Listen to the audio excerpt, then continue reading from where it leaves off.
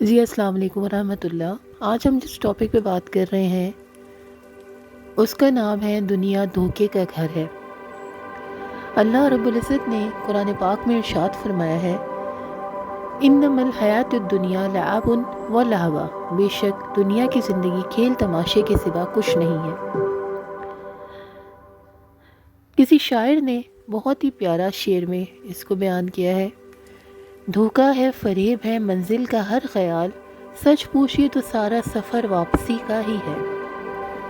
ہمارے معاشرے میں ایک بہت عام سی بیماری ہے جس کو کہا جاتا ہے کہ ایک دوسرے کے راز جاننا اور ایک دوسرے کے بارے میں جاننے کے لیے جستجو میں لگے رہنا۔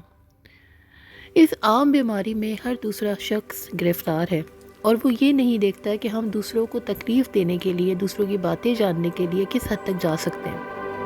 کسی کی کسی بات کا آپ کو معلوم ہو جائے تو آپ اس کو قبر تک جب تک نہیں پہنچا دیتے اس کے پیچھے لگے رہتے ہیں۔ کسی کا کوئی عیب دیکھ لیں جب تک اس کو تانے دے دے کر مار نہیں دیتے تب تک آپ اس کے پیچھے لگے رہتے ہیں۔ لیکن کیا ہم یہ جانتے ہیں کہ اللہ رب العزت جو تمام عیبوں کو ڈھانپنے والا ہے، جو ستار العیوب ہے، کیا وہ نہیں جانتا کہ ہمارے دلوں میں کیا ہے؟ کیا وہ ہماری نیتوں کو نہیں جانتا؟ دیکھیں، کچھ معاملات ایسے ہوتے ہیں کہ جو اللہ اور بندے کے درمیان میں ہوتے ہیں۔ ہم سامنے والے کو نہیں جانتے کہ اللہ کا اور اس کا کیا معاملہ ہے، لیکن پھر بھی ہم اس کو تکلیف دینے پر تلے ہوئے ہوتے ہیں، اس کو ذلیل کرنے پر لگے ہوئے ہوتے ہیں۔ جو اللہ رب العزت کے دوست ہوتے ہیں، اللہ اپنے دوست کو آپ کے حوالے کبھی بھی نہیں کریں گے۔ وہ اس کو ہمیشہ جو ہے وہ اپنے سے قریب رکھیں گے، کیونکہ اللہ رب العزت کی دوستی بہت مشکل سے نصیب ہوتی ہے، بہت محنت کرنی پڑتی ہے، اپنے نفس کو مارنا پڑتا ہے، تب جا کے کہیں یہ محبت نصیب ہوتی ہے۔ اس لیے اس بات کا ہمیں خیال رکھنا چاہیے کہ کبھی بھی کسی ایسے فرد کو، ایسے شخص کو تکلیف نہ دیں اور اس کے خیالات، اس کے معاملات اس کے اور اللہ کے حوالے ہی رہنے دیں، اس کی ٹو میں، اس کی جستجو میں نہ لگیں۔ کیونکہ دیکھیں، اللہ اپنے بندے سے بہت محبت کرتے ہیں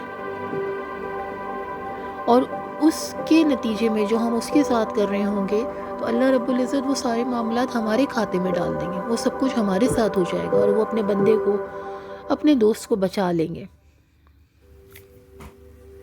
دنیا میں جس کے جو معاملات چل رہے ہیں ان کو چلنے دیں، ان کو چھوڑ دیں، ان کو جانے دیں، اس کی جستجو میں نہ لگیں، بلکہ یہ سوچیں کہ ہمارے اپنے اندر کتنے عیب ہیں اور اس اللہ نے ہمارے عیبوں کو کس حد تک چھپایا ہوا ہے۔ اگر ہمارے عیب جو ہیں وہ سب پر عیاں ہو جائیں تو شاید کوئی ہم سے ملے بھی نہ۔ تو اس لیے اپنے گربان میں جھانک کر اور اپنے آپ کو دیکھ کر زندگی گزارنی چاہیے۔ دوسروں کے اوپر طعنہ کرنا، ان کو جو ہے وہ کسی بھی قسم سے اعتبار سے ذلیل کرنا یا ان کو حقارت سے دیکھنا یا ان کو نیچا دکھلانا، یہ ہمارا کام نہیں ہے، یہ اللہ کا اور اس بندے کا اپنا معاملہ ہے۔ ہمیں اپنے معاملات درست کرنے کی کوشش کرنی چاہیے اور سفر آگے رکھنا چاہیے۔ اللہ رب العزت کی بنائی ہوئی اس دنیا میں، جس میں تقریباً 8 ارب کی آبادی ہے، اگر ہم انہی چکروں میں پڑے رہے تو ساری کی ساری زندگی ہماری نکل جائے گی اور سارے کے ساری جو ہے وہ اللہ نے جو ہمیں زندگی دی ہے وہ سب تباہ ہو جائے گی۔ ایک بہت ہی اچھی کہاوت ہے کہ اگر آپ کسی درخت کو بھی ہر وقت باتیں سناتے رہیں اور اس کی بھی دیکھ بھال چھوڑ دیں تو وہ بھی سوکھ جائے گا، وہ بھی مرجھا جائے گا، وہ بھی پھل دینا بند کر دے گا۔ اس لیے ہماری یہ کوشش ہونی چاہیے کہ دوسروں کے عیبوں کو چھوڑ کر اپنے عیبوں پر نظر رکھیں اور یہ سوچیں کہ ہم اس دنیا میں ہمیشہ کے لیے نہیں آئے ہیں۔ اللہ رب العزت نے ایک مقرر وقت ہمیں دیا ہوا ہے اور جب ہمارا وہ وقت پورا ہو جائے گا تو اللہ رب العزت ہمیں اپنے پاس بلا لیں گے۔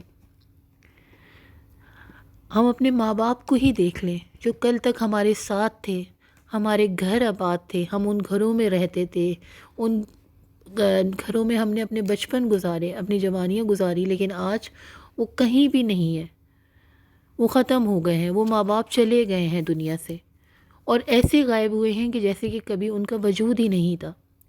کل ہمارے ساتھ بھی ایسے ہی ہونا ہے، ہم نے بھی دنیا سے چلے جانا ہے اور ہم بھی ایسے غائب ہو جائیں گے کہ جیسے ہمارا وجود ہی نہیں ہے، لیکن ہمارے وہ نیک اعمال دنیا میں ہمیشہ رہیں گے جو ہم نے کیے۔ اس لیے بجائے اس کے کہ دوسروں کی آخرت کو، دنیا کو تباہ و برباد کریں، اپنی دنیا اور آخرت کے بارے میں سوچیں اور اس کو سنوارنے میں لگیں۔